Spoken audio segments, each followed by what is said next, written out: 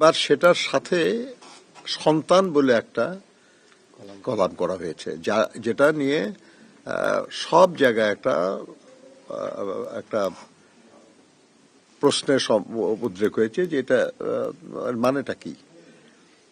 কারণ অনেকের সন্তানরা নিজেরাই উপার্জনক্ষম এবং তারা নির্ভরশীল নন, অনেকেই দেশের বাইরে থাকেন, অনেকেই আলাদা ট্যাক্স পেয়ার, নিজেরা আলাদাভাবেই ট্যাক্স পেই তারা আর কি।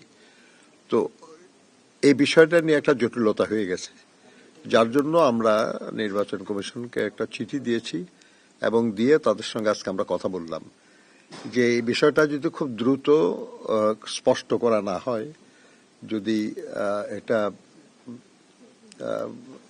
থেকে যায় এইভাবে, তাহলে খুব সঙ্গত কারণেই সমস্যার সৃষ্টি হবে।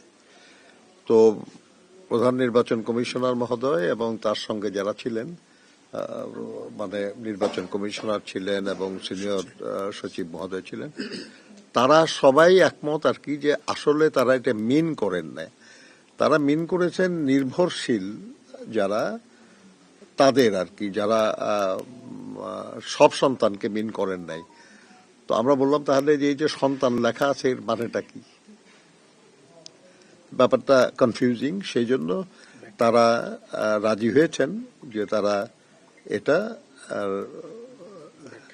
ব্যাখ্যা দেবেন এবং এটা সবাইকে জানিয়ে দেবেন যে এই সন্তান শব্দটার অর্থ হলো নির্ভরশীল সন্তান। তো সেটা হলো আমরা মনে করি যে সমস্যা দূর হয়ে যায় আর কি। তো এটা আমাদের দলের প্রার্থীদের জন্য না, যত প্রার্থী আছেন, অন্যান্য দলের প্রার্থী যারা আছেন তাদের জন্য এবং ইন্ডিপেন্ডেন্ট প্রার্থী যারা, তাদের জন্য এটা কার্যকর হবে। অর্থাৎ সবার জন্যই আমরা মনে করি এটা উপকার হলো আর কি।